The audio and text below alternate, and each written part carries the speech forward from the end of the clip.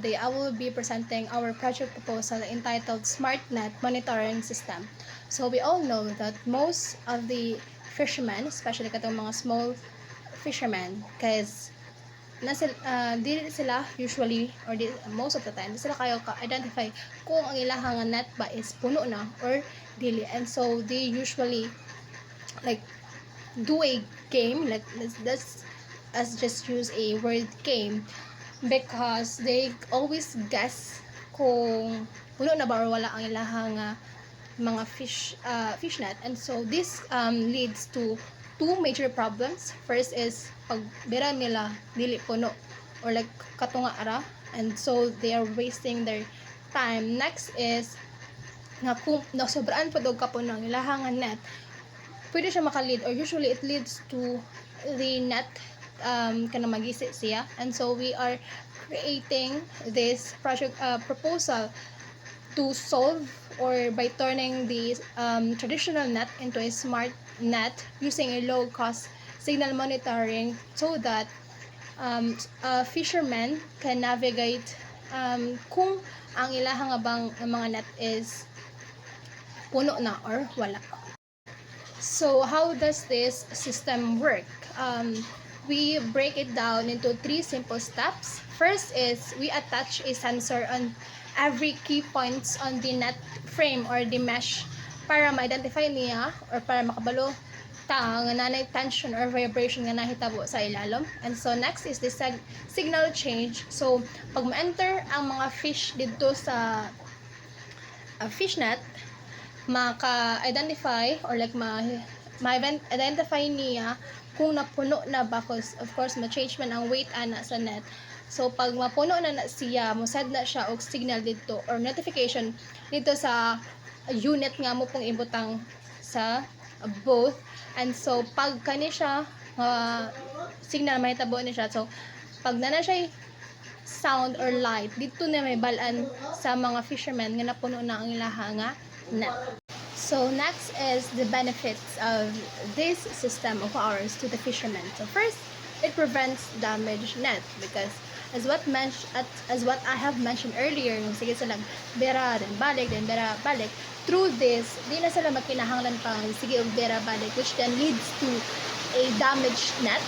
So yes, maka-save food sila og time sa second. It saves time because dili naman sila magpinahangan pa ug sige og bera sticky, because maka-identify naman sila kung napuno na ba ang net, which then saves them the time.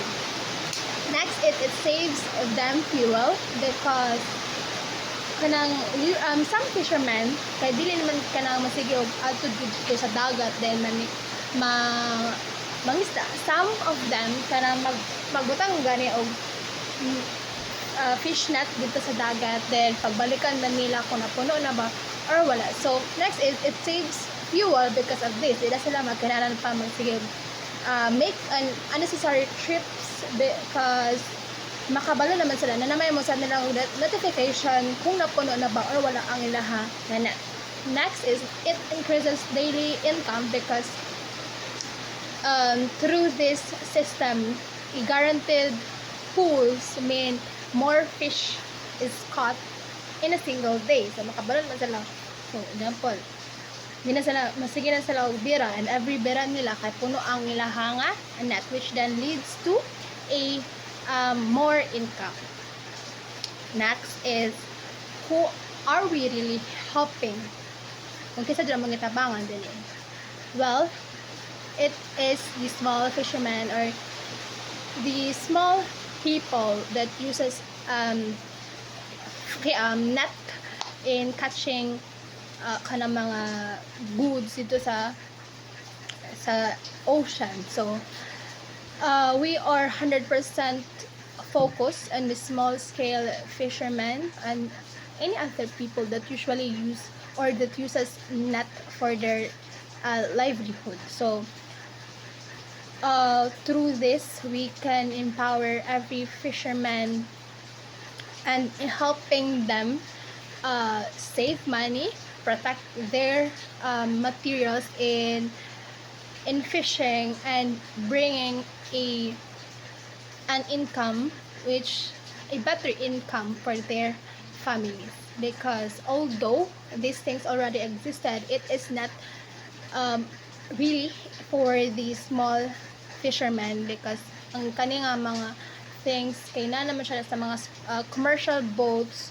They have sensors and everything, but the cost is very expensive, and so we are creating this smart net monitoring system for the fishermen that do not have this much large of money, some large of money, and so through this they will be able to save their time, um, make their work easier, and have a better income.